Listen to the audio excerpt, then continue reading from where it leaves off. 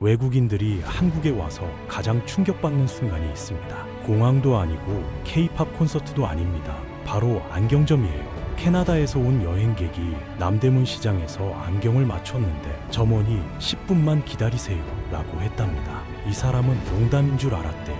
본인 나라에서는 똑같은 안경을 봤는데 최소 3일에서 4일, 미국이나 유럽은 2주에서 3주가 걸리거든요. 근데 진짜 10분 만에 안경이 나온 겁니다. 이게 어떻게 가능한 걸까요? 단순히 한국인들이 손이 빠르다고요? 아닙니다. 이건 70년에 걸친 산업 역사와 치열한 생존 경쟁, 그리고 한국만의 독특한 문화가 만들어낸 결과입니다.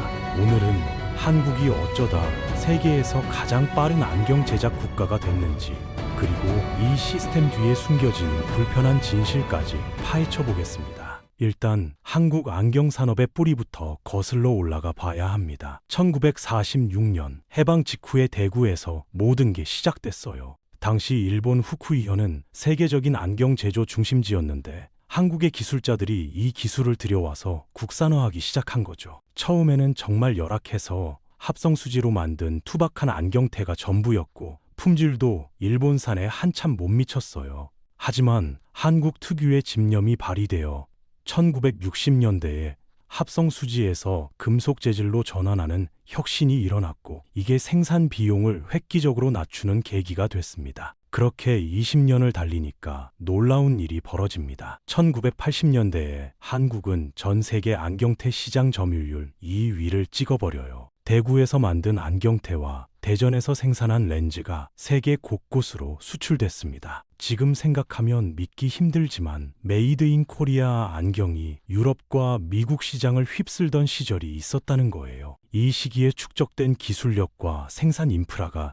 지금 한국 안경 산업의 기반이 되었고 40년이 넘는 세월 동안 쌓인 노하우가 아직도 작동하고 있는 거죠. 그런데 1990년대 들어서 중국이 본격적으로 안경 시장에 뛰어들며 상황이 급변합니다. 중국의 무기는 단순했는데 한국이 아무리 효율적으로 생산해도 이길 수 없는 압도적인 저가 공세였죠. 결국 중국은 현재 세계 안경테 생산량 1위를 차지하고 있습니다. 동시에 유럽 쪽에서는 프랑스의 에실로르와 일본의 호야가 렌즈 시장을 인수합병으로 과점해버렸습니다. 또한 이탈리아의 룩소티카는 아르마니, 샤넬, 프라다 같은 명품 브랜드를 전부 흡수해서 프리미엄 시장을 장악했고 한국의 렌즈 기업들도 이 거대 자본에 피인수되는 운명을 맞았어요. 그래서 한국 안경 산업은 중국처럼 저가로 갈 것인가, 유럽처럼 고급화로 갈 것인가 라는 선택의 기로에 섰습니다. 그런데 한국이 선택한 건 제3의 길이었어요. 바로 속도와 서비스로 승부하는 거였죠. 이게 지금 우리가 경험하는 10분 안경의 시작점입니다. 수출 시장에서는 경쟁력을 잃었지만 내수 시장에서만큼은 독보적인 시스템을 구축한 것이며 이 전략이 가능했던 건 한국만의 특수한 조건들이 있었기 때문입니다. 한국에서 안경이 이렇게 빨리 만들어지는 가장 근본적인 이유는 수요에 있습니다. 2019년 통계를 보면 한국 성인의 55% 이상이 안경이나 콘택트 렌즈를 착용하고 있어요. 이게 얼마나 높은 수치냐면 주변에 10명이 있다고 칠 때 그중 5명에서 6명이 시력 교정이 필요하다는 뜻입니다. 서양권과 비교하면 차이가 확연한데 미국이나 유럽에서는 안경 착용률이 한국의 절반에도 못 미치는 경우가 많아서 외국 거리를 걸어보면 안경원 찾기가 쉽지 않습니다. 반면 한국은 지하철역 근처, 번화가, 주택가 할 것 없이 안경원이 질비해요. 이런 높은 착용률에는 복합적인 원인이 있는데 일단 동아시아인들은 유전적으로 근시 발생률이 높다는 생물학적 특성이 있어요. 거기에 한국의 교육 환경이 더해져서 어릴 때부터 책과 씨름하고 형광등 아래서 오랜 시간 공부합니다. 요즘은 스마트폰과 컴퓨터까지 하루 종일 들여다보니 눈이 안 나빠지는 게 오히려 이상한 환경인 겁니다. 이런 구조적인 요인들이 한국을 세계적인 안경 소비 대국으로 만들었어요. 수요가 많으면 당연히 공급자도 많아져서 한국에는 안경원이 정말 많습니다. 안경원이 많다는 건 곧 경쟁이 치열하다는 뜻이죠. 똑같은 물건을 파는데 가게가 너무 많으면 가격을 낮추든 서비스를 높이든 뭔가로 차별화를 해야 살아남습니다. 한국 안경원들이 선택한 차별화 포인트가 바로 속도였던 거예요. 우리 가게는 10분이면 됩니다 라고 했더니 손님이 몰리니까 옆 가게도 따라하고 그 옆 가게도 따라하면서 결국 업계 전체가 속도 경쟁에 돌입한 겁니다. 여기에 한국 특유의 문화적 요소가 기름을 부었습니다. 흔히 빨리빨리 문화라고 하죠. 한국인들은 기다리는 걸 정말 못 참아서 음식점에서 주문하고 5분만 지나도 아직이에요? 라고 물어보는 게 한국이잖아요. 안경도 마찬가지여서 손님들이 안경 맞추고 쇼핑 좀 하다 올게요 라고 하면 그 시간 안에 안경이 완성돼 있길 기대하는 거예요. 1시간은 너무 길고 30분도 오래 걸린다고 느끼는 소비자들의 기대치가 안경원들을 극한까지 밀어붙인 겁니다. 그렇다면 실제로 어떻게 10분 만에 안경을 만들 수 있는 걸까요? 여기서 한국 안경점의 구조적 특성이 드러납니다. 한국 안경원은 시력 검사, 렌즈 처방, 렌즈 가공, 프레임 판매, 조립까지 모든 과정이 한 곳에서 이루어지는 통합형 시스템으로 운영돼요. 이게 당연한 것 같지만 미국 같은 나라에서는 전혀 다르게 작동합니다. 먼저 안과 전문의에게 가서 시력 검사를 받고 처방전을 받은 다음 별도의 안경점에 가서 프레임을 고르고 렌즈 주문을 넣습니다. 렌즈는 또 다른 공장에서 제작되어 배송되므로 이 과정이 2주에서 3주 걸리는 게 당연한 거예요. 하지만 한국은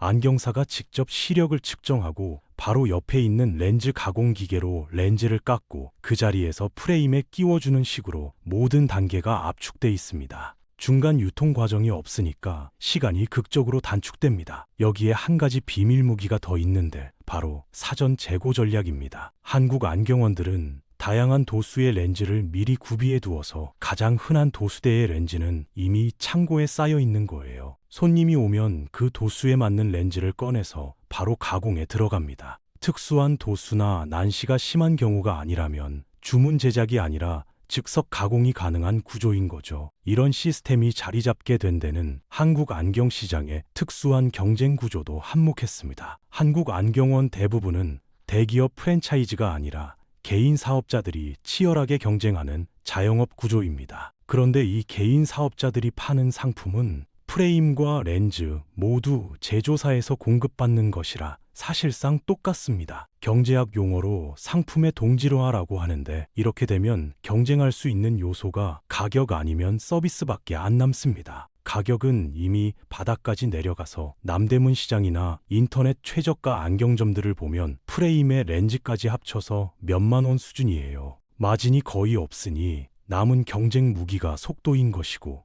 우리는 10분 만에 해드립니다 라는 게 유일한 차별화 포인트가 된 거죠. 이 경쟁이 30년 넘게 계속되면서 한국 안경원들은 장비, 프로세스, 인력 배치를 극한까지 최적화했습니다. 그 결과물이 바로 세계 최고 속도라는 타이틀인 거예요. 그런데 여기서 잠깐 이렇게 빠르고 저렴한 서비스가 과연 지속 가능한 걸까요? 사실 한국 안경 시장에는 시장이 극단적으로 양극화되어 있다는 심각한 구조적 문제가 숨어 있습니다. 남대문 시장 같은 초저가 시장이 있고 명품 브랜드 협력점 같은 프리미엄 시장이 있는데 그 중간인 중저가 브랜드가 설 자리가 없는 겁니다. 이 양극화가 생긴 이유 중 하나는 여성 소비자층의 이탈입니다. 예전에는 여성들도 안경을 많이 썼는데 요즘은 미용 목적으로 콘택트 렌즈를 선호하거나 아예 라섹 수술을 받아버려서 안경 시장에서 여성 고객이 줄어든 겁니다. 남은 고객층은 주로 가격에 민감한 편이고 그래서 시장 전체가 저가 쪽으로 쏠리게 됐어요. 안경원 입장에서는 손님을 잡으려 가격을 낮추면 마진이 줄고 마진이 줄면 투자를 못하고 투자를 못하면 서비스 질이 떨어지는 악순환입니다. 실제로 한국 안경원의 평균 수익성은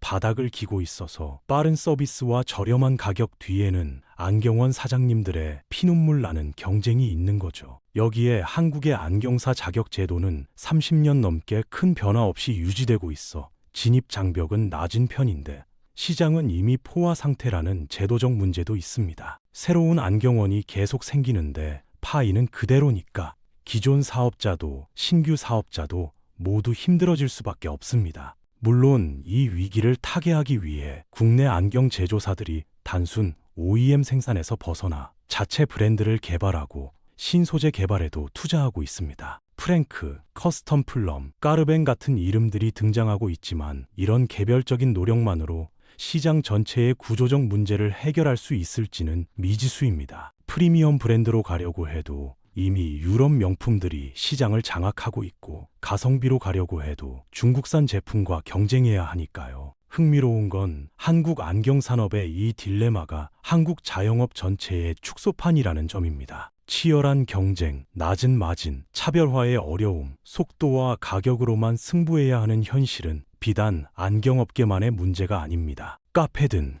치킨집이든 미용실이든 한국의 수많은 자영업자들이 비슷한 상황에 처해 있습니다. 그런 의미에서 한국 안경 시장은 한국 자영업의 명암을 가장 극적으로 보여주는 사례일지도 모릅니다. 다시 처음 질문으로 돌아가서 한국 안경이 왜 이렇게 빠른지 보면, 높은 안경 착용률이 거대한 수요를 만들었고, 그 수요가 수많은 안경원을 탄생시킨 게 보입니다. 안경원들은 살아남기 위해 경쟁했고, 경쟁의 방향은 속도와 가격으로 수렴했습니다. 한국의 빨리빨리 문화가 이 방향을 더 가속화했고, 70년간 축적된 산업 기반이 이걸 기술적으로 가능하게 만들었습니다. 통합형 안경점 시스템과 사전 재고 전략이 마지막 퍼즐 조각이었고요. 결국 한국의 10분 안경은 우연의 산물이 아니라 역사와 문화와 경제 구조가 복합적으로 작용해서 만들어진 결과입니다. 외국인들이 경악하는 이 속도는 한국 사회의 특성이 응축된 하나의 현상인 겁니다. 빠르고 효율적인 건 분명 장점이지만, 그 속도의 대가로 누군가는 극도로 낮은 수익성을 감내하고 있다는 지속 가능성에 대한 물음표도 함께 기억해야 할 것 같습니다. 다음에 안경원에 가시면 이 10분이라는 시간 안에 얼마나 많은 역사와 경쟁과 노력이 압축돼 있는지를 한번 생각해 보세요. 그리고 이 빠른 서비스가 당연한 게 아니라 누군가의 치열한 생존 경쟁 위에 서 있다는 것도요. 한국 안경 산업의 미래가 어떻게 될지는 아무도 모릅니다. 하지만 한 가지 확실한 건 지금 이 순간에도 전국의 안경원에서는 누군가가 10분 안에 안경을 완성하기 위해 분주하게 움직이고 있다는 거예요.